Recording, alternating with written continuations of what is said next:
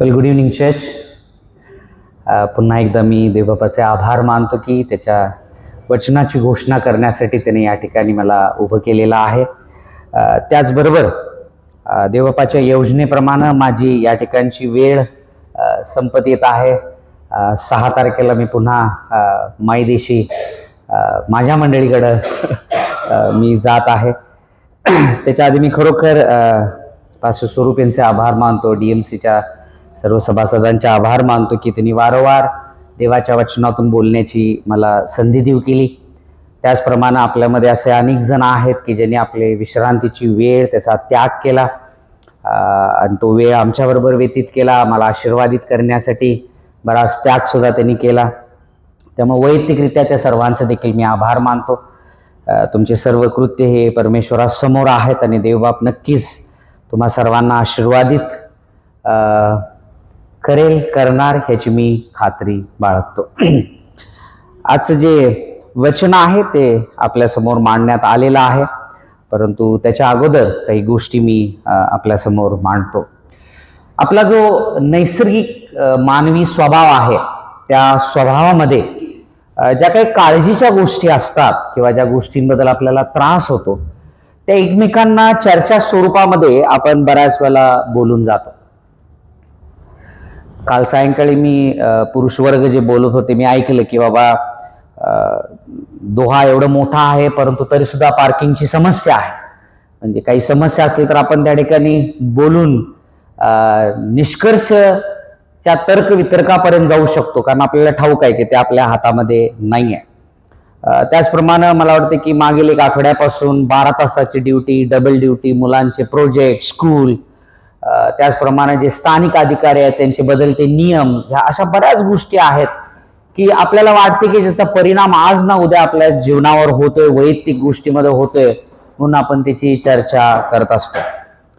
थोडंसं आपल्या घरापासून पुढे जाऊन आपण बघितलं तर मग आपल्याला आंतरराष्ट्रीय स्तरावर होत असणाऱ्या घडामोडी, त्या ठिकाणची आर्थिक व्यवस्था, त्याचा परिणाम आपल्याही जीवनावर होतो त्याची आपण चर्चा करतोय. काही वेळेला या ठिकाणी मागच्या महिन्यामध्ये आपण पाहिलं की जे युद्ध प्रसंग ओढावला होता त्यावरही बरेच चर्चा झाली. भले आपल्याला त्यातले सखोलतेने काही ठाऊक नसेल, परंतु आपण चर्चा करतो, कारण नैसर्गिकरित्या ज्या वेळेला आपण एकमेकांशी बोलतो त्यावेळेला आपल्या अंतःकरणातलं ओझं आपण त्या ठिकाणी हलकं करत असतो. आणि अशा बऱ्याच गोष्टी आहेत की ज्याबद्दल आपण एकमेकाची चर्चा करत असतो की जेणेकरून काही निवारण निघेल, त्यातून काही मार्गदर्शन मिळेल, त्या ठिकाणी जी सहभागिता आहे ती फलदायक होईल. परंतु असा एक विषय आहे, अशी एक समस्या आहे की जी फार गंभीर आहे आणि ती अतिशय आपल्या जवळची आहे, जे दैनंदिन आपल्या जीवनावर त्याचा परिणाम होत आणि तो घातक परिणाम होत आहे. आणि ती समस्या फार भयानक आहे. जर ती तत्काळ नाही हाताळली तर आपला विनाश होईल. मी ऍक्सिडेंट म्हणत नाही, इजा म्हणत नाही, आपला विनाश होईल, इतकी ती घातक अशी समस्या आहे. आणि प्रत्येक वैयक्तिक व्यक्तीच्या जीवनाच्या आजूबाजूला किंवा वैयक्तिक घडणारी ती समस्या आहे.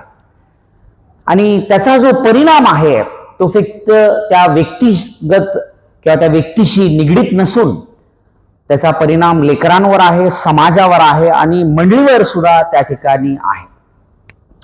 आणि ती समस्या आहे म्हणजे नामधारी ख्रिस्ती विवाह. नामधारी ख्रिस्ती विवाह.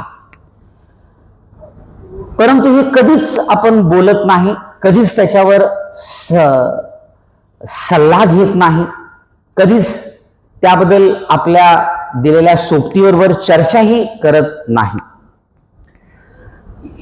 कारण त्याचं कारण आपल्याला ठाऊक आहे. बऱ्याच वेळेला तो आपला गर्व असतो किंवा समाजामध्ये आपल्या असणारी खोटी प्रतिष्ठा असते. एक चित्र मी तुमच्या डोळ्यासमोर रेखाटतो. कल्पना करा, एक उत्तम कुटुंब आहे आणि उत्कृष्ट असा बंगला त्यांनी बांधलेला आहे. बाहेरून खूप सुंदर दिसतोय, त्याच्या भिंती देखील भक्कम आहेत, त्याचं छप्पर देखील चांगलं आहे, नीट नेटकं रंगोटी करून ठेवलेलं घर आहे. परंतु त्याचा जो काय पाया आहे त्याला तडा गेलेला आहे. Okay, the foundation is cracked. परंतु तरी सुद्धा त्या तड्याकडे आपण लक्ष देत नाहीये, कारण भिंती स्थिर आहेत, छप्पर व्यवस्थित आहे, घर देखणं पान दिसत आहे, सर्वसाधारण एक नैसर्गिकरित्या दिसत आहे बाहेरून, म्हणून आपण लक्ष देत नाही. परंतु जो काही तडा गेलेला आहे तो तिथंच कधीच थांबत नाही. तो तडा हळूवार वाढायला लागतो आणि एक दिवस असा येतो की कुठलीही चेतावणी मिळण्याच्या आधी ते पूर्ण घर उद्ध्वस्त होऊन जातं, कारण आपण त्या तड्याकडे लक्षच दिलेलं नसतं. अशाच प्रकारे आज अनेक ख्रिस्ती विवाह आहेत. बाहेरून सुंदर असं ते दिसतं, पती पत्नी एकाच घरात राहत आहेत. ज्या वेळेला ते समाजामध्ये जातील, लोकांसमोर जातील, त्यावेळेला स्मित हास्य त्यांच्या चेहऱ्यावर असतं. ते मंडळी नियमितपणे उपस्थित असतात. बाहेरील सगळं काही चकचकाट दिसत असतं, परंतु आतमधून जो पाया ख्रिस्त, विवाहाच्या वेळेला जी वाउज एक्सचेंज केलेल्या असतात, ज्याच्यामध्ये तिसरं आणि महत्वाची कडी ख्रिस्त जे का आहे, तोच पाया त्यांच्या विवाहामध्ये नसतो. आणि म्हणून तात्पुरतं जे सुंदर किंवा भक्कम दिसणारं जे घर आहे, जर ते ख्रिस्ताच्या फाउंडेशनवर, पायावर जर बांधलं गेलं नसेल तर ते नक्की कोसळणार आणि हमखास कोसळणार. आणि त्याचा परिणाम फक्त त्या दाम्पत्यावर नव्हे तर लेकरांवर आणि त्याचप्रमाणे मंडळी आणि समाजावर देखील होणार. आणि म्हणून त्या ठिकाणी आजचा जो विषय आहे तो मॅरेज फॉर गॉड, चुकून त्या ठिकाणी स्पेलिंग मिस्टेक आहे, देवासाठीही विवाह असं त्या ठिकाणी आहे. कारण ज्यावेळेला या विषयावर मी अभ्यास करत होतो त्यावेळेला एक ख्रिस्ती संस्था आहे ज्यांनी काही ख्रिस्ती कुटुंबांना एकत्र केलं होतं आणि त्यांनी सर्वे केला होता, अभ्यास केला होता. त्यामधील 10 ख्रिस्ती कुटुंबाला धरून त्यांनी अशा प्रकारे त्यांची आकडेवारी दिलेली आहे. ते म्हणतात ज्या वेळेला 10 ख्रिस्ती विवाह होतात त्यातील 4 ख्रिस्ती विवाह सर्रास 2 ते 5 वर्षाच्या दरम्यान घटस्फोटाकडे जातात. आणि ज्यांना औपचारिकरित्या लिगली डिवोर्स घ्यायचा नसेल ते म्युच्युअल डिवोर्स घेतात. म्हणजेच जी स्त्री असते ती म्हणते मी माझ्या आईवडिलांच्या घरी राहते किंवा मी एकटं राहीन, तू एकटं राह. आणि जर लेकरं असतील तर मग महिन्याचं जे काय मानधन आहे ते मात्र तू देत राहा. अशा प्रकारे काही ख्रिस्ती नामधारी विवाह आहेत. आता जे त्यातील 6 उरले त्यापैकी जे 2 आहेत त्यामधील पती किंवा पत्नी आपल्या आयुष्यातील अर्धा जीवितक्रम हा एकमेकांपासून लांब राहूनच काढतात. मग ते नोकरी संदर्भात असेल, शिक्षण संदर्भात असेल किंवा इतर कुठलंही कारणास्तव असेल. परंतु जी देवानं केलेला करार आहे की विवाहानंतर पती पत्नी एक देह होऊन राहतील, त्याच्याकडे त्यांचं लक्षच नसतं. त्यानंतर जी उरलेली 4 आहेत त्यापैकी जे 2 विवाह आहेत त्या 2 दाम्पत्यांना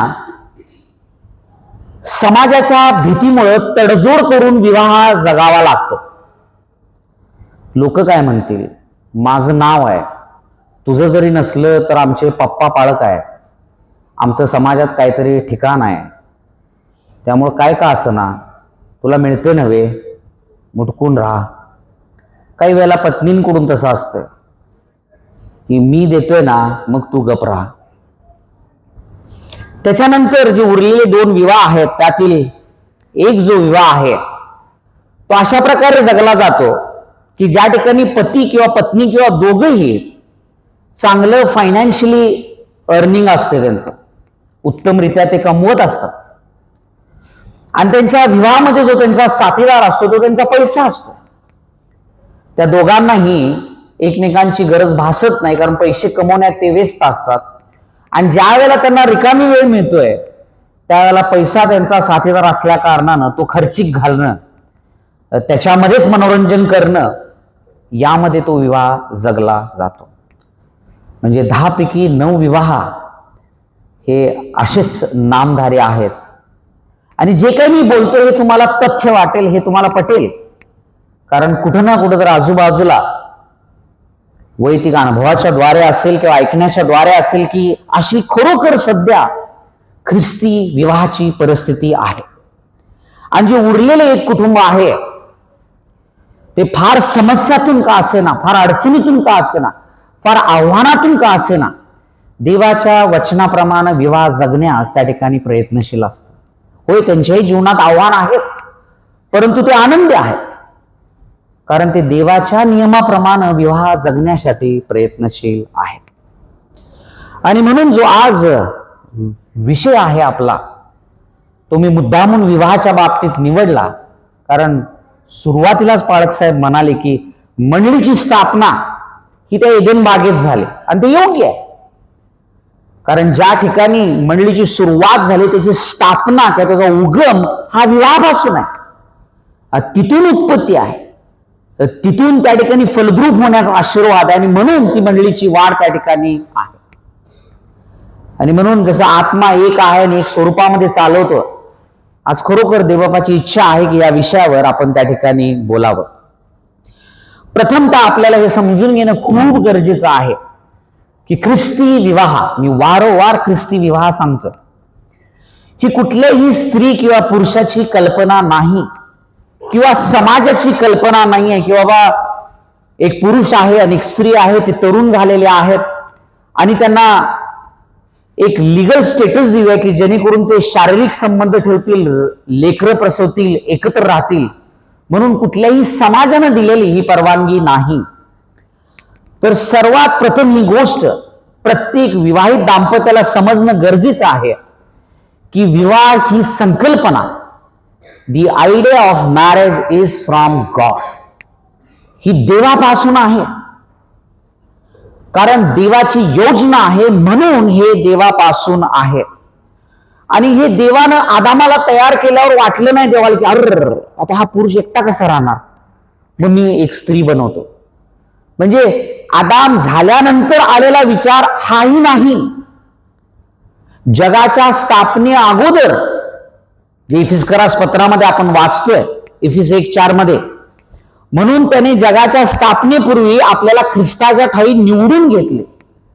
म्हणजे जगाची स्थापना, एदेन बागेत प्रकाश हो म्हणायच्या आधी देवानं विवाहाची संकल्पना आखलेली होती. हे समजून घेणं खूप गरजेचं आहे. आणि ती संकल्पना, तो विवाह, त्या ठिकाणी विधी पूर्ण करण्याच्या आधी, जसं तुमच्या प्रत्येकाचा त्यांचा विवाह झालेला आहे की तुम्ही हॉल रंगवला, त्या ठिकाणी क्षमा करा, हॉल डेकोरेट केला, स्टेजवर त्या ठिकाणी लाइटिंग लावलं, त्याचप्रमाणे उत्पत्ती 1, 2 आणि 3 मध्ये येशू ख्रिस्तानं पहिला विवाह स्थापित करायच्या आधी सर्व उत्पत्ती त्या ठिकाणी घडवून आणली, जणू काय ते डेकोरेशन होतं. हे आपल्याला दिसून येते. आकाश, पृथ्वी, पाणी, त्या ठिकाणी नंतर फळं, फुलं, झाडं, त्या ठिकाणी असणारे आकाश, चंद्र, पक्षी, हे सगळं आणलं त्या ठिकाणी. आणि ज्या ज्या वेळेला परमेश्वराने ह्या गोष्टी निर्माण केल्या, त्या प्रत्येक वेळेला तो म्हणला की दिस इज गुड, हे उत्तम आहे, हे उत्तम आहे, हे उत्तम आहे. आणि जर तुम्ही तो उत्तम शब्द किंवा चांगला शब्द जर तुम्ही हिब्रू भाषेमध्ये पाहिला तर इट्स अ बेनिडिक्शन. तो फक्त शब्द नाही आहे, इट्स अ बेनिडिक्शन, तो आशीर्वाद आहे. सो ज्या ज्या वेळेला परमेश्वरानं कुठली गोष्ट निर्माण केली त्यावेळेला he spoke out a blessing to them. तो म्हणाला की हे उत्तम आहे. आणि ज्यावेळेला सगळ्या गोष्टी त्या ठिकाणी घडून झाल्या त्यावेळेला उत्पत्ती 2:7 मध्ये आपण पाहतोय, मग परमेश्वर देवाने जमिनीतील मातीचा मनुष्य घडवला. ज्या वेळेला विवाह घडवायचा होता त्याच्या अगोदर जी सगळी त्या ठिकाणी डेकोरेशन करणं गरजेचं आहे की जेणेकरून जे उत्तमातलं उत्तम आहे, जे देवाच्या अंतःकरणाच्या केंद्रस्थानी आहे, त्याला आणण्याच्या आधी देवानं सर्व निसर्ग जणू काही नटवला, आपली निर्मिती नटवली, हे आपल्याला दिसून येते. आणि मग आदाम त्या ठिकाणी आला. आणि आतापर्यंत ज्या ठिकाणी परमेश्वरानं प्रत्येक निर्मितीला बेनिडिक्शन दिलेलं होतं. पहिल्यांदा उत्पत्तीत तुम्हाला मॅलेडिक्शन ऐकायला मिळतं, म्हणजे एक शाप ऐकायला मिळतो. प्रत्येक वेळेला जे चांगलं म्हटलेलं होतं, या ठिकाणी उत्पत्ती 2:18 मध्ये आदामाच्या निर्मितीनंतर फर्स्ट कर्स दॅट गॉड प्रोनाउन्स वॉज, मग परमेश्वर देव बोलला मनुष्य एकटा असावा हे बरे नाही. First malediction pronounced in Genesis after Adam's creation. देव म्हणला सगळं काही चांगलं आहे, परंतु मनुष्य जो आदाम आहे तो एकटा असावा हे बरे नाही. म्हणजे थोडक्यात एकटा मनुष्य, एकटा पुरुष हा त्यावेळेला शापित असा असल्यासारखा होता. पाप नव्हतं, परंतु बरं नाही आहे. देवाच्या दृष्टिकोनातून ते बरं नाही, कारण जगाच्या स्थापने अगोदर त्यांनी जी योजना केलेली आहे, जोपर्यंत योजना पूर्ण होत नाही तोपर्यंत एकटा पुरुष बरं नाही असं तो म्हणतोय. आणि म्हणून मग त्याच वेळेला देवबाप पुढे म्हणतोय, तर त्याच्यासाठी अनुरूप सहाय्यक मी करीन. देवबाप म्हणतोय अनुरूप सहाय्यक मी करीन. ज्या वेळेला सर्व प्राण्यांची परेड त्या ठिकाणी आदामा पुढे करण्यात आलेली होती, त्याला आदामानं नक्कीच नावं दिली की हा घोडा ही त्याची साथीदारणी, त्यानंतर हा हत्ती त्याची साथीदारणी, मेल फिमेल. आदाम म्हणला नाही मी आदाम, हवा कुठं आहे. आदामाला ती कल्पना देखील नव्हती. परंतु विवाहाची कल्पना देवाच्या मनात असल्या कारणानं जो एकटेपणाचा शाप होता तो परिवर्तित 22व्या वचनामध्ये झाला. आणि आपण म्हणतो मग परमेश्वर देवाने आदामाची फासळी काढून तिची स्त्री बनवली आणि तिला आदामाकडे नेले. आणि मग 24व्या वचनामध्ये म्हणलं ती दोघं एक देह अशी होतील. आणि हा पहिला विवाह एदेन बागेत देवानं खुद्द लावलेला आपल्याला त्या ठिकाणी दिसून येतं. ज्या वेळेला आपण हे शब्द वाचतोय की देव बोलला की तर त्याच्यासाठी अनुरूप सहाय्य मी करीन, हे आपल्याला लक्षात ठेवणं खूप गरजेचं आहे की परमेश्वरानं विवाहाचं पुढारपण घेतलेलं आहे. परमेश्वरानं स्वतः त्या स्त्रीला आदामाकडे आणलेला आहे. त्यानंतर तो म्हटलेला आहे की ती दोघे एक देह होतील. हे आपल्याला सांगतोय प्रियानो की जो ख्रिस्ती विवाह आहे हा कराराचा विवाह आहे, हा समजुतीचा विवाह नाही आहे. It is not an contract but it's an covenant. Christian marriage is not an contract but it's an covenant. कारण देव खुद्द त्या ठिकाणी हवेला आदामाकडे घेऊन येऊन सांगतोय की नाव you have to be one flesh. There is no separation in Christian marriage. काहीही होऊ दे, त्या ठिकाणी ख्रिस्ती विवाहामध्ये तात्पुरतं थोड्या वेळासाठी दीर्घ काळासाठी पती पत्नींना एकमेकापासून लांब जाण्याची परवानगी देव देत नाही. आणि हा करार लक्षात ठेवा देवानं खुद्द त्या ठिकाणी बांधलेला आहे. आणि नेहम्या 9:32 मध्ये आपण वाचतोय की आपला देव करार कायम राखणारा देव आहे, कायम राखणारा देव आहे. आणि म्हणून प्रियानो या ठिकाणी ही गोष्ट समजून घ्या की ख्रिस्ती विवाह, जर तुमचा विवाह ख्रिस्ती विवाह आहे तर तुम्ही ख्रिस्ती आहात, समाजाच्या पुढे तुम्ही ख्रिस्ती पद्धतीने विवाह करावा म्हणून झालेला ही कल्पना डोक्यातून काढून टाका. ख्रिस्ती विवाह हा देवापासून असणारा करारबद्ध असा विवाह आहे की ज्यामध्ये पती पत्नी कुठल्याही परिस्थितीत एकमेकापासून विभक्त होऊ शकत नाही. त्यामुळे पहिली गोष्ट समजून घ्या की ख्रिस्ती विवाह ही देवाची संकल्पना आहे, देवानं केलेला करार आहे आणि तो देवाच्या गौरवासाठी आहे. आणि म्हणून 22व्या वचनामध्ये ज्याला आपण वाचतो की परमेश्वर देवाने तिला आदामाकडे नेले, त्या वेळेला जी आदामाची असणारं रिॲक्शन आहे, प्रतिक्रिया आहे, ती बघण्यासारखी आहे त्या ठिकाणी. कारण तो विवाहबद्ध देवाच्या द्वारे केला जात आहे. त्या ठिकाणी हवेला बघून आदाम असं नाही म्हणाला, का? कारण आपण माकडापासून झालेले नाही आहोत, हे तिथेच शास्त्र सांगतंय.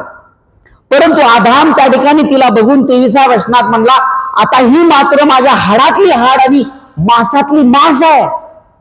I love you. हे त्या ठिकाणचे उद्गार आहेत. त्या ठिकाणी जसं आपण म्हणतो की इथं टिंगटिंग वाजलं, डोळ्यासमोर तारे दिसले, ओके, जे काही सैराटपणाचे जे काही त्या ठिकाणी असणारे वक्तव्य आहेत ते जणू काही सगळे त्या ठिकाणी बोललेले आपल्याला दिसून येतात. आणि ज्या वेळेला आदाम हे म्हणत आहे की ती माझ्या हाडातली हाड आणि मांसातली मांस आहे, त्याला तो फक्त आय लव्ह यू म्हणत नाहीये, तर ती माझी सोबतीची साथीदारणी आहे. को equal in marriage with different responsibilities. स्त्री आणि पुरुष हे एक आहेत, हे या ठिकाणी आदाम स्वतः कबूल केलेला आपल्याला दिसून येत आहे. त्यामुळे ख्रिस्ती विवाह हा किती गांभीर्य आहे, किती गांभीर्याने घेतलं पाहिजे, कारण ही देवाची संकल्पना आहे, देवानं स्थापित केलेला आहे आणि हा कराराचा आहे, हे समजणं खूप गरजेचं आहे. आणि जर कोणी ह्या गोष्टी समजून घेऊन सुद्धा ख्रिस्ती विवाहाला दुय्यम स्थान देत असेल किंवा देवानं केलेल्या कराराबरोबर त्या ठिकाणी जर खेळत असतील, सहज घेत असतील, तर लक्षात ठेवा की हमखास ते घर कोसळणार. का? कारण परमेश्वराच्या कराराबरोबर खेळणं हे मनुष्याच्या वृत्तीला शोभून देत नाही. आणि ज्या वेळेला देवानं हा विवाह घडवला त्यावेळेला आपल्याला प्रश्न असेल की का बरं त्यानं विवाह घडवला? तर लक्षात ठेवा, पहिल्या अध्यायाच्या 28व्या वचनामध्ये म्हणलं, देवाने त्यांना आशीर्वाद दिला. कुणाला? आदामाला आणि हवेला वेगळा नाही. ज्या वेळेला ते विवाहबद्ध झाले, then the blessings of God flowed over them. जर आपल्याला देवाच्या आशीर्वादाचा उपभोग घ्यायचा आहे तर तो विवाहामध्ये आहे. आणि देवाने त्यांना म्हणाले, फलद्रूप व्हा, बहुगुणित व्हा. The procreation is the gift of God from couple. लक्षात ठेवा, हे कुणालाही आशीर्वाद नाही. प्रोक्रिएशन, मनुष्याप्रमाणे मनुष्य, हे जे चमत्कार आहे हा देवानं दाम्पत्याला दिलेला आहे. आणि पुढे त्यानं सांगितलंय की पृथ्वी व्यापून टाका बाय प्रोक्रिएशन. आदाम हवा त्यांची संतती, त्याची संतती, पुढं तो म्हणतो जी निर्मिती केलेली ती तुमच्यासाठी आहे. You need to occupy it. आणि नुसतंच ऑक्युपाय इट नाही, but you need to rule it. ती सत्तेखाली आणा. कसं? एकमेकाशी लढाई करून नाही. जे तुमचे देवाचे अदृश्य गुणधर्म आहेत ते गुणधर्म तुम्हाला या उत्पत्तीमध्ये अशा रीतीने दृश्य करायचे आहेत की तुमच्या देवाचे अदृश्य गुणधर्म, त्याची प्रीती, त्याचा न्यायपण, त्याचा एकत्रितपणा, त्याची काळजी, हे सगळं तुम्ही त्या उत्पत्तीला दर्शवलं पाहिजे. आणि ही त्या विवाहामध्ये दिलेली जबाबदारी आहे. तर लक्षात ठेवा, त्या विवाहाबरोबर आशीर्वाद सुद्धा दिलेला आहे. आणि ज्यावेळेला आपण ह्या एदेन बागेतील या विवाहाचं चित्र बघतो त्याला किती आशीर्वाद आहेत आणि किती उत्तम हा विवाह आहे की ज्या ठिकाणी त्या दाम्पत्याला त्या बागेमध्ये फिरायचं आहे, त्याची मशागत करायची आहे, भूक लागलेली आहे तर ताजं फळ तोडायचं आहे, देव आलेला आहे तर देवाच्या सानिध्यामध्ये त्या ठिकाणी वेळ घालवायचा आहे. नाईट ड्युटी, डे ड्युटी, 12-16 कुठल्याही प्रकारची त्यांना चिंता नाहीये. त्या ठिकाणी भांडी घासायचं आहे, कपडे धुवायचे आहेत, आजारपण आहे, दुखणं आहे, ह्या कुठल्याही गोष्टी नाहीत. अतिशय उत्कृष्ट हा त्यांचा विवाह आहे जो आपल्याला एदेन बागेत दिसतोय की जो देवानं त्यांना त्या ठिकाणी दिलेला आहे. हा ख्रिस्ती विवाह आहे. दिस इज ख्रिश्चन मॅरेज, जे देवाच्या गौरवासाठी देवाच्या सानिध्यामध्ये आहे. परंतु मनात कोणतर म्हणेल, पाळक साहेब जरा जागे व्हा, एदेन बागेतला विवाह आहे, तर सध्या पृथ्वीवर हे पाहायला मिळत नाही. मग त्या ठिकाणी माझा हा प्रश्न राहील की का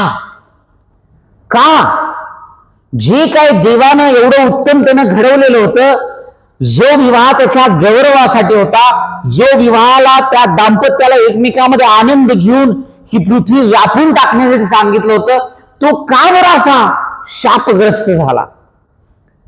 आणि त्याचं एकच उत्तर आहे, देवाच्या वचनाचं उल्लंघन, देवाच्या नियमांच्या बाहेर जगणं, जे कुंपण आहे त्याच्या बाहेर जगण्याची आशा. आणि आपल्याला ठाऊक आहे की ज्या झाडाचं फळ खाऊ नको म्हणून आज्ञा दिली होती ते फळ खाल्लं आणि पाप, आणि पापामुळे त्या ठिकाणी जी सहभागिता देवाबरोबर होती ती तुटली. त्याचबरोबर सर्व दुःखनायक आलं, कष्ट आलं, मरण आलं, वेदना आल्या. आणि एवढंच नव्हे तर त्या ठिकाणी उत्पत्ती 3:12 म्हणतंय, आदाम म्हणाला, जी स्त्री तू मला सोबतीला दिलीस तिने त्या झाडाचे फळ मला दिले आणि ते मी खाल्ले. हाच तो आदाम आहे जो थोड्या वेळापूर्वी म्हणत होता, ही माझ्या हाडातली हाड आणि ही माझ्या मांसातली मांस आहे. परंतु लगेच पलटी मारलेली आहे त्यानं, देवा मला माहित नाही, मी नाही खाल्लं, तू ही बाई दिलीस, मी तर कुठं निवडली होती.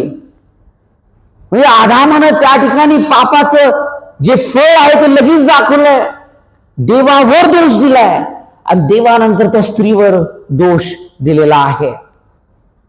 लगेच त्याच्या पुढे आपण बघतोय हवेची प्रतिक्रिया. हवाबाई म्हणाली, सर्पाने मला फळ घातली म्हणून मी ते खाल्ले. परत देवावर दोष, देवा कसल्या बागेत ठेवलंस आम्हाला, हे बघ साप, हे ना असं असं असं करून मला सांगितलं, मी नव्हतो खायला गेलो, त्याने मला दिलं. म्हणजे हवेनं दोष परत देवाला दिला. हा कशाचा परिणाम आहे? पापाचा. एकमेकांना दोष देणं हा पापाचा परिणाम आहे. आणि आज सुद्धा कित्येक ख्रिस्ती कुटुंब हेच करतायत आणि म्हणतात आमचं ख्रिस्ती कुटुंब आहे. तू केलंस, नाही नाही नाही, तू केलंस, तुझ्यामुळे मी केलं. आज सुद्धा जो खेळ एदेन बागेत दोष देण्याचा सुरू झालाय तो ख्रिस्ती विवाहामध्ये आहे. ह्याच्या बाहेर भांडतील, कोपर खुपसतील आणि हिथं आल्यावर लगेच तो मान्य नाही, हे लक्षात घ्या. तो शाप आहे, ते पाप आहे जे आपण जगत आहोत, कारण ते तिथून आपल्याला दिसत येते. आणि ज्या वेळेला परमेश्वर देवानं खुद्द पाहिलं की ही दोघंही आपली पाप कबूल करायला तयार नाही आहेत, त्यावेळेला त्यानं शाप दिला. त्या पुरुषाला शाप दिला, त्या स्त्रीला, त्या सर्पाला आणि ह्या पृथ्वीला सुद्धा शाप दिला. आणि मग 15 ते 17 या वचनामध्ये आपण त्या शापाचं स्वरूप वाचू शकतो. परंतु तो जो शाप दिला त्याचा जो परिणाम विवाहावर झाला ते वचन 16वं वचन आहे. उत्पत्ती 3:16. जो विवाहावर त्या शापाचा परिणाम झाला तो असा आहे, तरी तुझी म्हणजे स्त्रीची ओढ नवऱ्याकडे राहील आणि तो तुझ्यावर स्वामित्व चालवेल. वाचल्यावर असं वाटतं की एवढं जरी झालं तर बाई आपल्या नवऱ्यावर प्रेम करणारच, काय बी असू दे. परंतु जर तुम्ही तो शब्द हिब्रू भाषेमध्ये पाहिला तर तो शब्द आहे तिसोक्वा. त्या शब्दाचा अर्थ होतोय डॉमिनेटिंग किंवा डॉमिनेट, सत्ता. म्हणजे स्त्रीला नेहमी पुरुषावर सत्ता चालवण्याची ओढ राहणार आहे. आणि कधी हळूच पुरुषांनी आपल्या बायकोला विचारा, खरंच काय ग? आणि तुम्हाला त्याचं उत्तर मिळेल, होय खरंच. सगळे हसायला लागले, कारण हा नैसर्गिक पापी स्वभाव आहे की प्रत्येक स्त्रीला जरी दाखवायचं नसेल तरी सुद्धा इथून इच्छा आहे की मेरे मुट्ठी में रहना ही है तो. आणि हा दुसरं तिसरं काही नाही तर हा पापाचा परिणाम आहे की तू माझ्या उंगलीवर नाचलाच पाहिजे. आणि म्हणून प्रियानं ह्या गर्वामुळे आज सुद्धा ज्या ठिकाणी आपण आपली चूक पाप कबूल करायला तयार नाही, खरं दोष द्यायला तयार आहे. आज सुद्धा विवाहामध्ये त्या ठिकाणी वादविवाद आहेत आणि एकमेकांना त्या ठिकाणी सन्मानित करण्याच्या ऐवजी आपण अपमानित सातत्यानं करत आहोत. आणि म्हणून जो विवाह देवाच्या गौरवासाठी, आशीर्वाद आणण्यासाठी बांधला गेला होता, आज त्या ठिकाणी it has become a battle ground. तो विवाहाचं एक स्थळ नसून त्या ठिकाणी लढाईचं एक स्थळ त्या ठिकाणी झालेलं आहे. आणखीन एक घनिष्ठ, अतिशय घाणेरडी गोष्ट त्या पापामुळे झालेली आहे ती म्हणजे, जर तू हे फळ खाशील तर हमखास मरशील. आणि दोघेही मेले, आध्यात्मिकरित्या मेले. ते जो आत्मा देवाच्या सहभागितेत होता, ज्या पापाची जाणीव होते, जे सत्याच्या द्वारे देवाबरोबर चालणं होतं, ते त्यांचं मरण तत्काळ आलं. हो, शारीरिक मरण तिथून सुरू झालं, परंतु आध्यात्मिक मरण तत्काळ आला. म्हणून ते देवाच्या संगतीमधून बाहेर गेले. कारण ज्या दिवशी त्याचे फळ तू खाशील त्या दिवशी तू खास मरशील, हे जे देवानं सांगितलं होतं त्याप्रमाणे ते घडलं.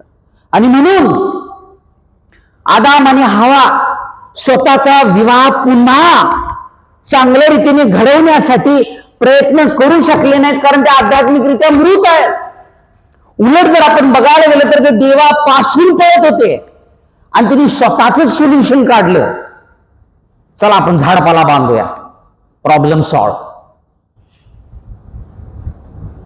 परंतु त्या ठिकाणी उलट त्यांनी देवाच्या समोर नम्र होण्याच्या ऐवजी, किंवा त्यांची पात्रताच नव्हती. कारण जर तुम्ही आध्यात्मिकरित्या मृत असाल तर तुम्ही पापी आहात हे कधीच कबूल करणार नाही, कारण तुम्ही नैसर्गिकरित्या सैतानाची लेकरं आहात. आणि म्हणून तुम्ही स्वतःला नेहमी ही खोटी समजूत देत राहाल की माझा देव प्रेमळ आहे, माझ्या देवाने कोटा एक पुत्र दिला आणि म्हणून मी कसं का असे ना मी त्याचं लेकरू आहे. जर तसं असतं तर योहान 3 मध्ये निकोदेमसला येशू ख्रिस्तानं कधीच सांगितलं नसतं की तुला नवीन जन्माची गरज आहे जर तुला स्वर्गाचं राज्य पाहायचं असेल तर.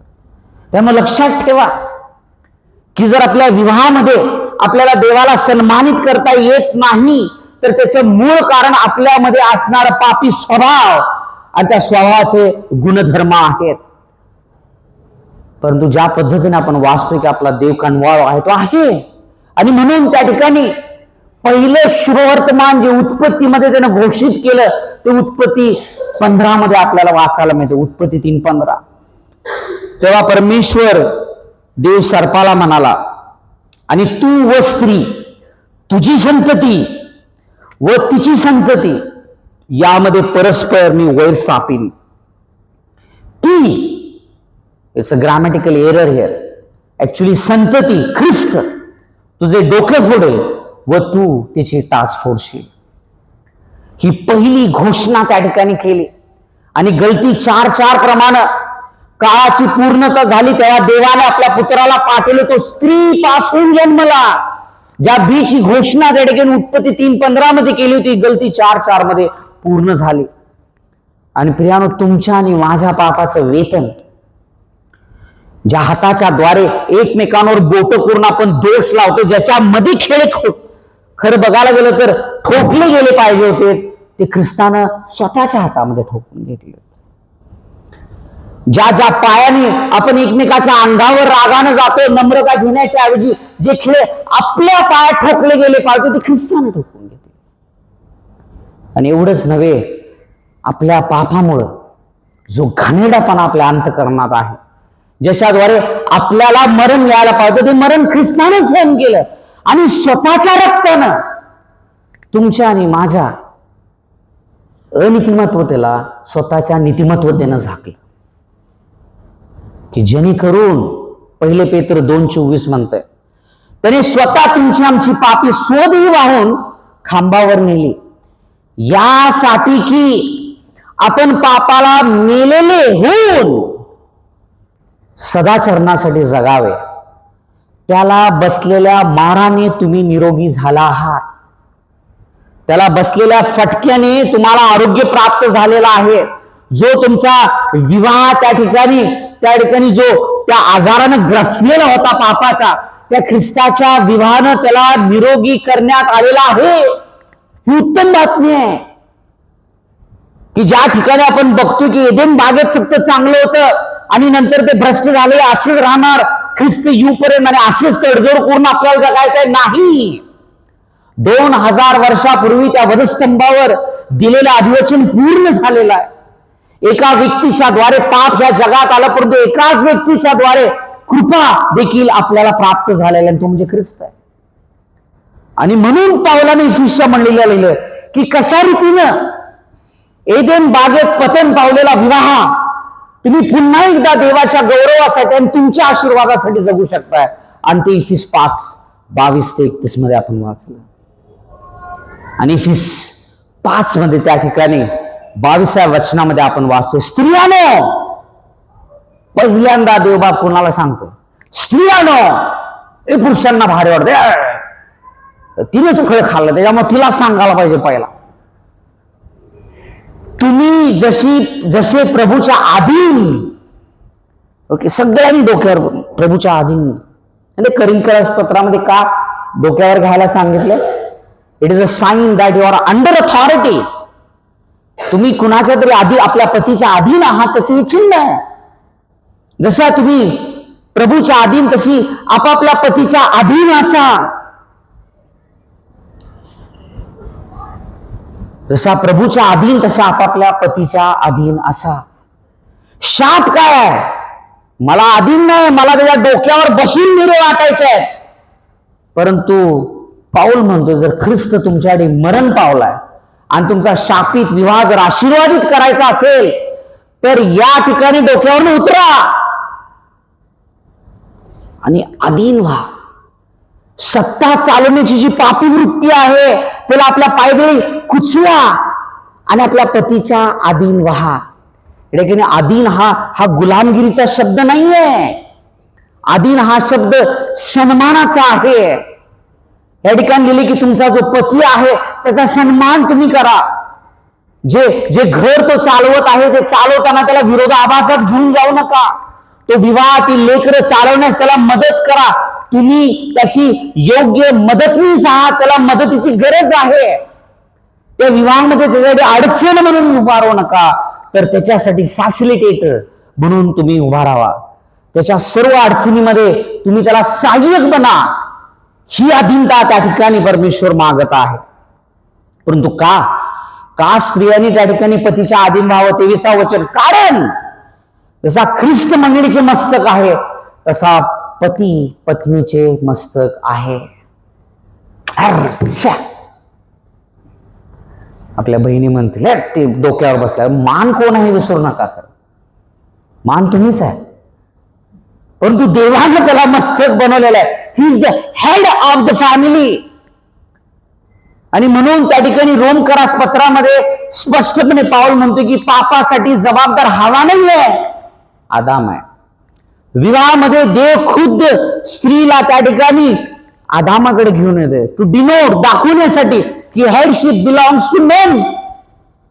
आणि तो कुठल्याही प्रकारे गर्व बाळगण्याची गरज नाही आहे, कारण तोच पुरुष देवासमोर जबाबदार आहे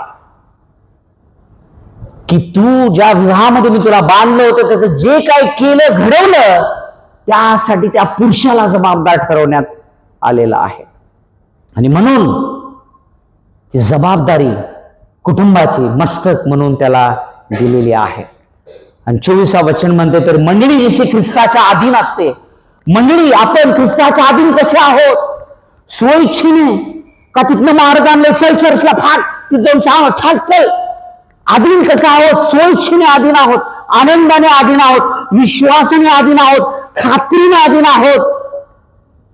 म्हणजे तसे स्त्रीने सर्व गोष्टीत माझ्या मम्मी पप्पा बद्दल तू काय बोलायचं नाही, माझा पगार माझा आहे, तुझा आहे.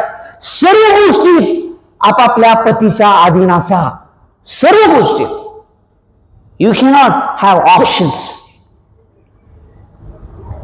कुठल्याही प्रकारे कुरकुर न करता पतीच्या अधीन असा.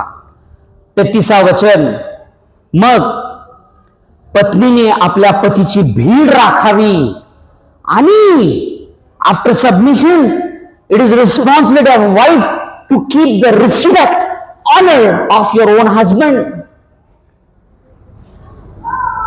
आमचं हे ना बरोबरच नाही आहे, ते उशिराच उठते आणि काय कर म्हणलं की लक्षच देत नाही. मग कोणतरी एक असते मंडळीमध्ये जे लांडगा असते, परंतु मेंढराचं वेश घालून येते आणि बरोबर मग सांगतो तुझा नवरा ना ते तसंच आहे. लक्षात ठेवा, जर तुम्ही आपल्या नवऱ्याची निंदा बाहेर कराल तर तुम्ही स्वतः तुमच्या नवऱ्याचा सन्मान गमवत आहात. जर तुम्ही सन्मान करत नाही तर दुसरे करणार नाहीत. आणि हे फक्त तुमच्या वैयक्तिक गोष्टीच्या बाबतीत नाही, तर तुम्ही देवाच्या आज्ञेच्या विरुद्ध वागत आहात. आणि मग कोण ना कोणतरी आहे जे शैतानाच्या स्वरूपात आहे, ते नक्कीच तुमच्या जवळ येणार आणि अधिक तुमच्या विवाहामध्ये फूट पाडायला बघणार. त्यामुळे देवाच्या वचनाच्या व्यतिरिक्त कुणाचंही आपल्या पती बद्दल ऐकून घेऊ नका.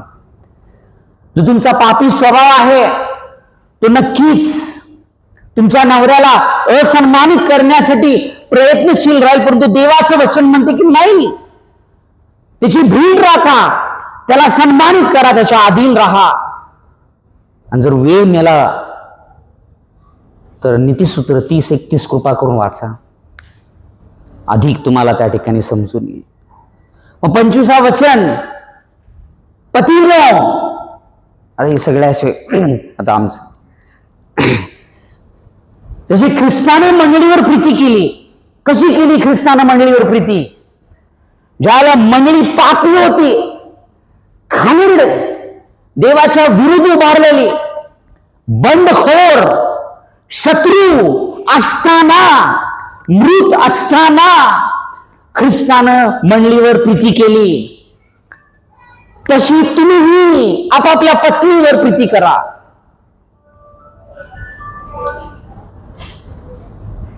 ती कशीही असली तरी, जशी ख्रिस्तानं मंडळीवर, ख्रिस्ताच्या शत्रूवर त्याने प्रीती केली, तशी तो म्हणतो की तुम्ही आपल्या पत्नीवर प्रीती करा.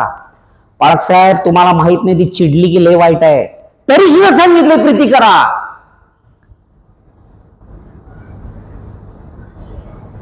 तुम्हाला माहित नाही बाळासाहेब एक शब्द, तरी सुद्धा सांगितले प्रीती करा. कारण तुम्ही काय होता ख्रिस्तासमोर, तरी सुद्धा ख्रिस्ताने प्रीती केली. तुम्हाला पुरुष आपल्याला हेच सांगितलंय की जशी ख्रिस्तानं मंडळीवर प्रीती केली तशी करा. आणि स्वतःच तिच्यासाठी द्या. नाही थांब जरा मला गेम आहे, नाही थांब जरा मला खेळायचं आहे, नाही थांब जरा माझे मित्र आहेत, थांब जरा पर्सनल. नाही, ज्या वेळेला तिला गरज आहे त्यावेळेला स्वतः द्या. ज्याला हवा फळ तोडत होती त्याला बरेच जण म्हणतात की आदाम कुठेतरी लांब बागेत काम करत होता. नाही, नीट बायबल वाचा, आदाम तिच्याच मागे उभा होता. त्याला दिलेली जबाबदारी जर त्याने पार पाडली असती तर कदाचित आजचा संदेश झाला नसता. पुरुषांना ही जबाबदारी आहे की तुम्ही आपल्या स्त्रीसाठी द्या. लक्षात घ्या प्रियानो, त्यांना फार काही नको असतंय, परंतु दिवसभराचं जर तुम्ही नुसतं कान देऊन ऐकलं आणि म्हणाला थँक्यू, आय लव्ह यू, तरी पुरेसं आहे. एवढे 2 शब्द त्यांच्यासाठी पुरेसे आहेत. उद्या नक्कीच तुम्हाला समसमीत असा रस्सा मिळणार, याची गॅरंटी आहे. कारण त्यांना फारसं काय नको आहे, फक्त आपल्या नवऱ्याकडून त्यांना हे 2 शब्द खूप महत्वाचे आहेत. दिवसभराच्या घडामोडी त्यांना सांगायच्या असतात, त्या फक्त ऐकणं गरजेचं आहे.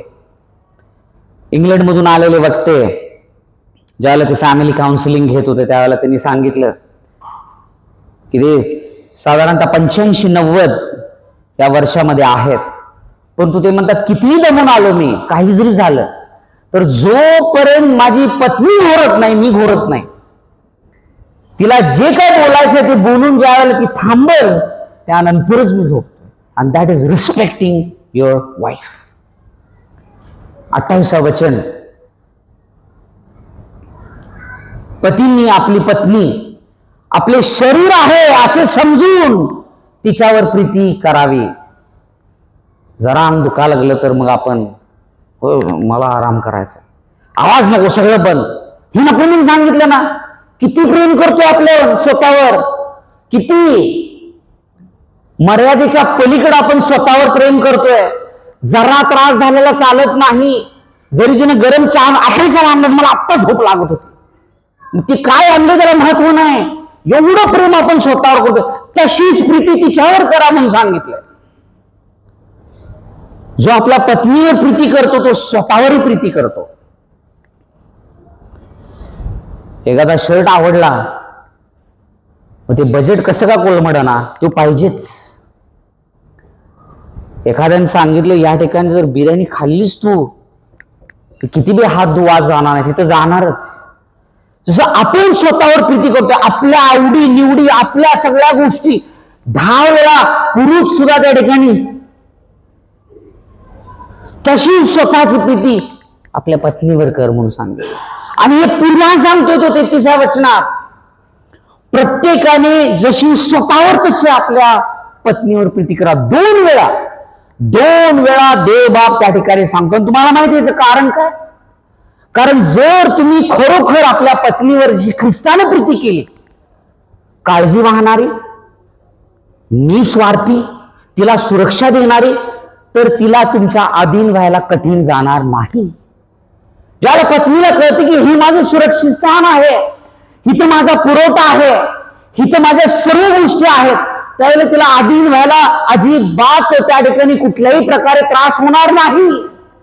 ती अधीन होत नाही कारण तिला सुरक्षितता मिळत नाही. काउन्सिलिंग मध्ये एक थिअरी सांगितली जाते की नेहमी विवाहामध्ये SS प्रॉब्लेम असतोय, सिक्युरिटी, सिग्निफिकन्स. स्त्रीला सिक्युरिटी पाहिजे असते आणि पुरुषाला सिग्निफिकन्स पाहिजे असते, सुरक्षा आणि महत्व. हाच प्रॉब्लेम प्रत्येक विवाहात असतोय कारण तो इथूनच आलेला आहे. म्हणून त्या ठिकाणी स्त्री आणि पुरुषाला जर एदेन बागेतील विवाह पुन्हा तुम्हाला त्याच आनंदाने जगायचं असेल, देवाच्या गौरवासाठी जगायचं असेल, तर देवानं बांधून दिलेले हे नियम आहेत. आणि याही पुढे जाऊन 26व्या वचनामध्ये परमेश्वर म्हणतोय, तिला त्याने वचनाद्वारे जलस्नानाने स्वच्छ करून पवित्र करावे. पुरुषानं, ही आपली जबाबदारी आहे. Family prayer is our responsibility. जर तुमची पत्नी ऐकत नाही, it is your responsibility to wash her with the word. आपले पुरुष पैतानाने धुवायला लगेच तयार होतात, तर देवबाप म्हणते वचनाने धुऊ. It is one of the hardest responsibility of a man, की आपल्या स्त्रीला वचन शिकवणं ही पुरुषाची जबाबदारी आहे. जर ती बंडखोर आहे तर ती पुरुषाची जबाबदारी आहे. जर ती दयाळू नाहीये, कणवाळू नाहीये, उलट बोलते, ती कठीण अंतकरणाची आहे, तर man you are responsible for your woman. तुम्ही देवाकडे तक्रार करू शकत नाही. God has given you that responsibility. तुमची जबाबदारी आहे, माझी जबाबदारी आहे की आपण आपल्या पत्नीला वचनाच्या द्वारे जलस्नान करावं. We need to teach the word of God to our own woman. 31 वचन, म्हणून पुरुष आपल्या आई बापांना सोडून आपल्या पत्नीला जडून राहील. दिस इज अ कव्हनंट. आणि ते उभयता एक देह होतील. देवबाप असं म्हणत नाही की लग्न झाला आता आई वडील जाऊ दे त्या ठिकाणी, टाका त्यांना वृद्धाश्रममध्ये. नाही, त्याच देवाला आज्ञा दिली आपल्या आई वडिलांचा मान राख. तो कधीच म्हणणार नाही की विवाहानंतर तो तोड. परंतु या ठिकाणी देवबाप सांगायला लागले की आता तुम्ही एक वेगळे युनिट आहात. You have your on unit. आता तुम्ही त्या ठिकाणी, तो पुरुष मस्तक आहे, त्या ठिकाणी आई वडील हे सेपरेट युनिट आहेत, तुम्ही सेपरेट युनिट आहात. आणि तुमच्या विवाहात तुम्ही एकत्र राहायचं आहे. नाही तो मला असा बोलला, मी माझ्या आई वडिलांकडे जातो. नाही, सोडून एक देव राहायला सांगितलंय. जा घरातून निघून मी बघतो. नाही. मी आणि संतोषी ज्यावेळेला मी काउन्सिलिंगला बसतो त्याला बऱ्याच वेळेला मी ऐकतोय की जी स्त्री आहे ती त्या ठिकाणी रुसून फुगून चिडून घरातून निघून गेलेली असते. आणि त्यावेळेला संतोषी घेऊन जाऊन तिला सांगते बाजूला, का गेलीस? तुझं घर नाहीये? तुझं हक्काचं घर आहे, तू राहिलीच पाहिजेस तिथं. तू गेलीस म्हणून त्या ठिकाणी त्या पुरुषाला इतर गोष्टीला वाव मिळाला. Why should woman leave a house when God has commanded you to stay there? मग ते किरकोळ जरी कारण असलं तर मी माझ्या रुसून फुगून आई वडिलांकडे जाऊ नका. कारण ज्या वेळेला विवाह होईल त्याला आपल्या आई बापांना सोडून आपल्या पत्नीशी जळून राहा. You become a one single unit and stay there. मग ते तात्पुरतं असू दे किंवा दीर्घकाळासाठी असू दे. Christian husband and wife cannot separate themselves.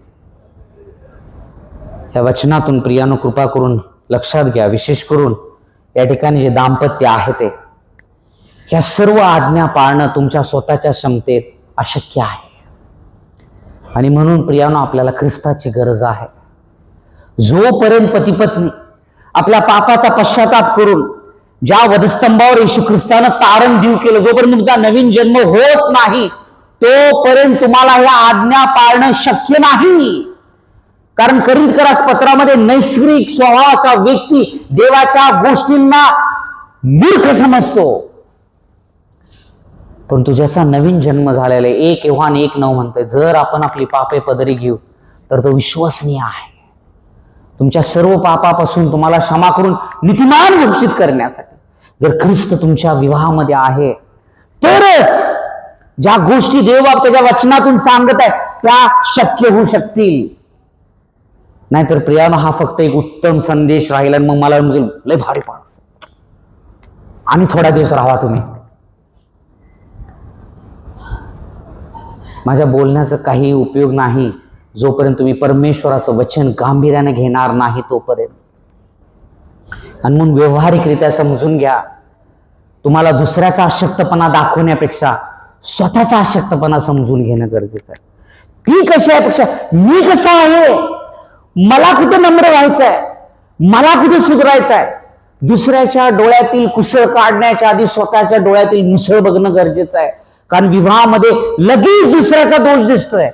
परंतु जर खरोखर ख्रिस्ती विवाह जगायचा असेल तर स्वतःच्या अशक्तपणाकडे पहा, आपल्या साथीदाराच्या अशक्तपणाकडे बघू नका. आपल्या साथीदाराच्या अशक्तपणासाठी प्रार्थना करा की जेणेकरून देव बाप तुम्हाला वचनातून सहाय्य करेल तिला किंवा त्याला त्यातून बाहेर काढण्यासाठी. नियमितपणे एकत्रितरित्या शास्त्र वाचा, प्रार्थना करा. कितीतरी देवभिरू लेखक आहेत, त्यांनी अतिशय उत्कृष्ट पुस्तकं लिहिलेली आहेत. कृपा करून वाचा. जर ती वाचाल तर तुम्ही वाचाल. खूप खूप चांगली पुस्तकं लिहिलेली आहेत विवाहावर, ती वाचा. त्याचप्रमाणे जी पातळी देवानं दिलेली आहे पत्नीवर प्रीती करण्याची, स्वत्यागाची, त्याप्रमाणे प्रीती करा. आणि ज्या पद्धतीने देवानं पत्नीला आज्ञा दिलेली आहे समर्पणाची आणि सन्मानाची, त्याप्रमाणे करा. कारण नीतिसूत्र 15:1 म्हणतंय, मृदू म्हणजे सौम्य उत्तराने कोपाचे निवारण होते, कठोर शब्दाने क्रोध उत्तेजित होतो. लक्षात घ्या प्रियानो, हे खूप महत्वाचं आहे की जरी पुढचा व्यक्ती काही स्वतःच्या अशक्तपणामुळे चिडला असेल तर दुसऱ्या व्यक्तीनं त्या ठिकाणी सौम्यतेने उत्तर देणं गरजेचं आहे. मत्तई 5:9 म्हणतंय, जे शांती करणारे आहेत ते धन्य. तुम्हाला तुमच्या नवऱ्यापेक्षा जास्त आशीर्वाद पाहिजे, नवऱ्याला बायकोपेक्षा जास्त आशीर्वाद पाहिजे. शांती करणारे धन्य, कारण त्यांना देवाची मुले म्हणतील.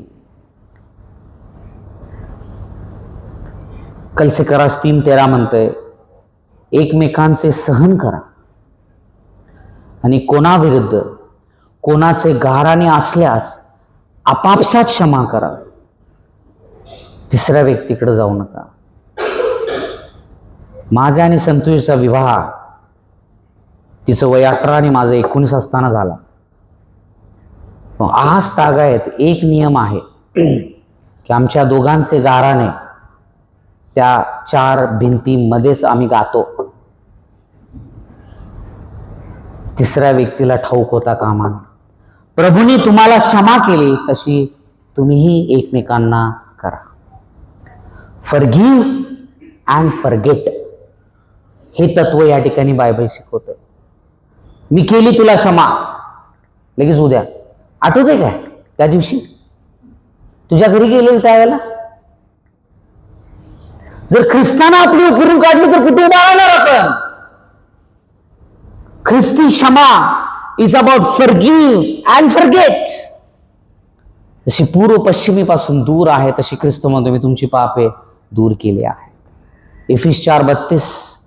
आणि तुम्ही एकमेकांबरोबर उपकारी व कनवाळू व्हा, जशी देवाने ख्रिस्ताच्या ठायी तुम्हाला क्षमा केली आहे तशी तुम्हीही एकमेकांना करा. प्रियांनो, ही सगळी वचनं जर आपण खरोखर आपल्या अंतःकरणात रुजून घेतली, पवित्र शास्त्रातील ती तत्व जर आपण आपल्या विवाहाला जोडली, तरच देवाच्या गौरवासाठी आपण विवाह जगू शकतो. आणि जर आपण आपला विवाह देवाच्या गौरवासाठी जगला तरच आपली लेकरं आशीर्वादित होणार आहे. कारण ज्यावेळेला ते बघतील की या विवाहामध्ये ह्यांचा देव जिवंत आहे, खरा आहे, त्याच वेळेला तिथे देवावर विश्वास ठेवतील. तुम्ही इथं त्यांना कितीही आणून तास बसा, तर घरामध्ये जर त्यांना तुमच्या विवाहात जर देव दिसत नसेल तर तुमच्या मुलांना नरकात पाठवण्यास तुम्ही दाम्पत्य जबाबदार आहात.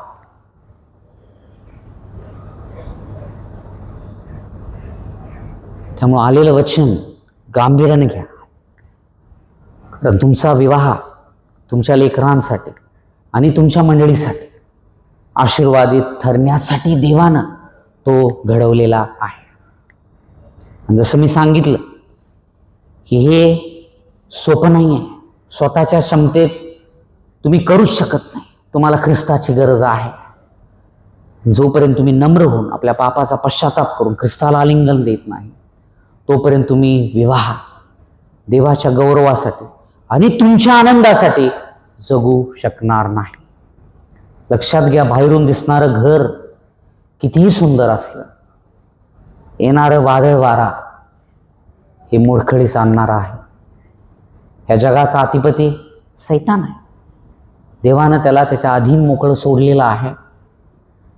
परंतु जर खरोखर तुम्हाला तुमचं घर खडकावर बांधायचं असेल तर ख्रिस्त हा पाया असणं गरजेचं आहे. म्हणून कृपा करून आलेलं वचन गांभीर्याने घ्या, मनन करा. कारण जर तुमचा विवाह योग्य आहे तर तुमची लेकरं योग्य आहेत. जर तुमची लेकरं योग्य आहेत तर तुमची मंडळी योग्य आहे. जर पाया ढासळला तर विनाश लांब नाही. आपण प्रार्थना करू. स्वर्गीय पित्या, तुझ्या योजनेप्रमाणे प्रभू तू तुझ्या लेकरांशी बोललेला आहेस. त्यांची गरज तू जाणतोस प्रभू, आणि तुझा स्वर्गीय मन्ना तुझ्या वचनातून तू त्यांना दिलेला आहेस. अशासाठी बापा की तुझं प्रेम त्यांच्यावर आहे प्रभू. कुठल्याही कारणास्तव स्वतःच्या अशक्तपणामध्ये ते विनाशास कारणीभूत ठरू नयेत म्हणून तुझ्या वचनातून आज पुन्हा तू त्यांच्याशी बोललेला आहेस. आग्राची कळकळीची विनंती आहे माझ्या बापा की प्रत्येक दाम्पत्यानं पुन्हा प्रभू पवित्र शास्त्राकडे वळावं. त्या शास्त्राप्रमाणे आपल्या विवाहाचं मोजमाप करावं. त्याप्रमाणे त्यांनी विवाह जगावा. आणि ज्या उद्देशासाठी प्रभू तू विवाह घडवलेला आहेस की तुझी निर्मिती सत्यकाली आणावी, तुझं नाव घोषित करावं, ते करण्यास प्रभू तुझं बल तू त्यांना प्रदान कर बाप्पा. तुझी कृपा या मंडळीवर ठेव प्रभू. खरोखर फार मोठं सौख्य आहे राजा की ज्या ठिकाणी बापा तू या सर्वांना एकत्र येण्यासाठी जागा देऊ केलेली आहेस, त्यांना वेळ देऊ केलेली आहेस, त्यांना पुरवठा केलेला आहेस बाप्पा. आज अनेक ठिकाणं आहेत प्रभू, 1 तासाच्या भक्तीसाठी प्रभू आज लोक तळमळत आहेत. त्यांना ठाऊक नाही की आज जर आम्ही भक्तीला गेलो तर पुन्हा घरी येऊ की नाही. परंतु खरोखर तुझ्यावरती इतके प्रेम करतात बाप्पा की सर्व परिस्थितीत ते तुला सन्मानित करण्यासाठी प्रयत्नशील आहेत.